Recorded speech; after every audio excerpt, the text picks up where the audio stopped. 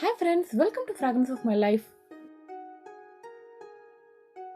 இந்த weekend special non veg recipe என்னன்னா ஆட்டை ஈரல் வறுவல் தான் வந்து பார்க்க போகிறோம். ரெசிபிக்குள்ளே போகிறதுக்கு முன்னாடி நம்ம சேனலை நீங்கள் சப்ஸ்கிரைப் பண்ணாமல் இருந்தீங்கன்னா சப்ஸ்கிரைப் பண்ணிவிடுங்க.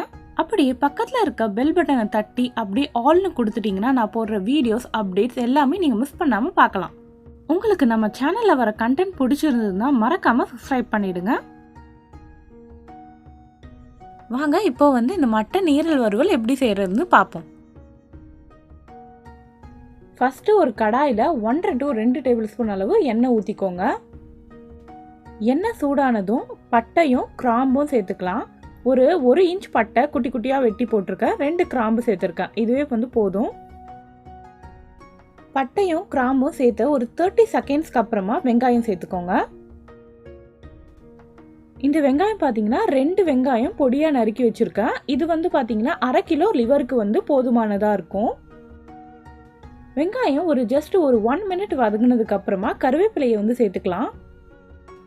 கருவேப்பிலையை சேர்த்ததுக்கு அப்புறமா இந்த வெங்காயத்தோட கலர் வந்து லைட்டாக வந்து சேஞ்ச் ஆகணும், அது வரைக்கும் நல்லா வதக்கிக்கோங்க.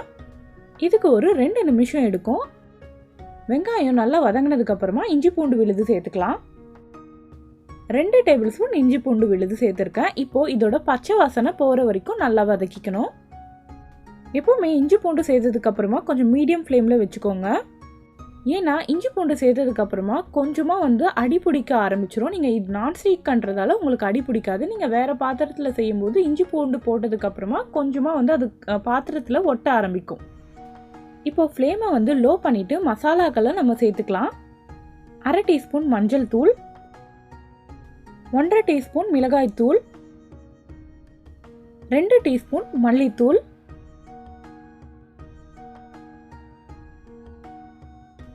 ஜீரகத்தூள் 1 டீஸ்பூன்.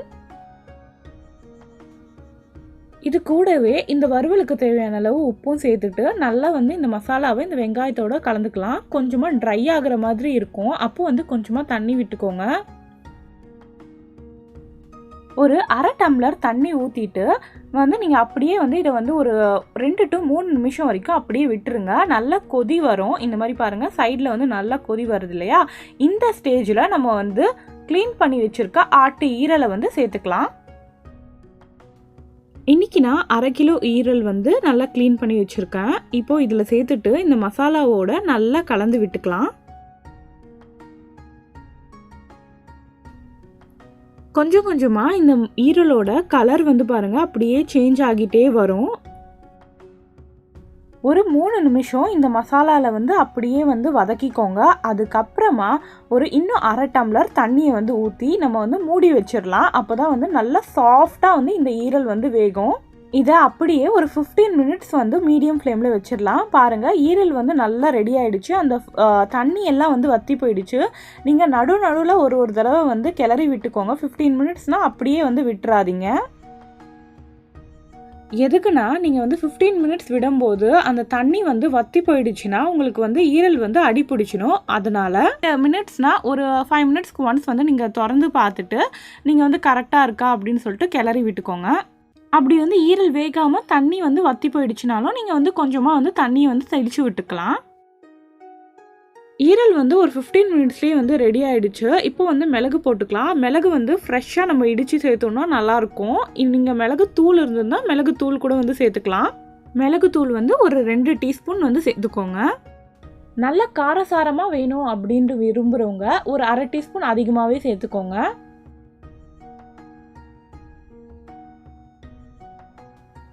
மிளகு சேர்த்ததுக்கு அப்புறமா நல்லா கலந்து விட்டுட்டு ஒரு 2 நிமிஷம் விட்டால் போதும். நம்மளோட மட்டன் ஈரல் வந்து ரெடி ஆகிடும்.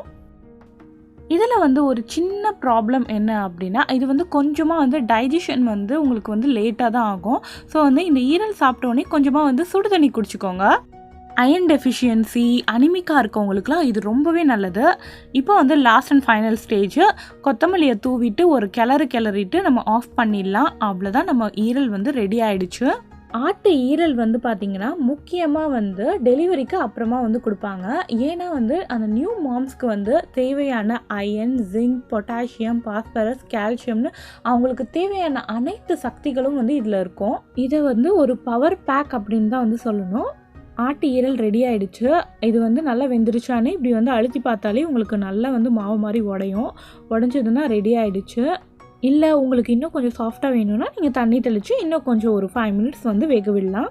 இந்த ரெசிபியை பிடிச்சிருந்ததுன்னா லைக் பண்ணுங்கள். செஞ்சு பார்த்துட்டு எப்படி இருக்குன்னு கமெண்ட்ஸில் சொல்லுங்கள். உங்கள் ஃப்ரெண்ட்ஸ் கூடலாம் வந்து ஷேர் பண்ணுங்கள். தேங்க்யூ.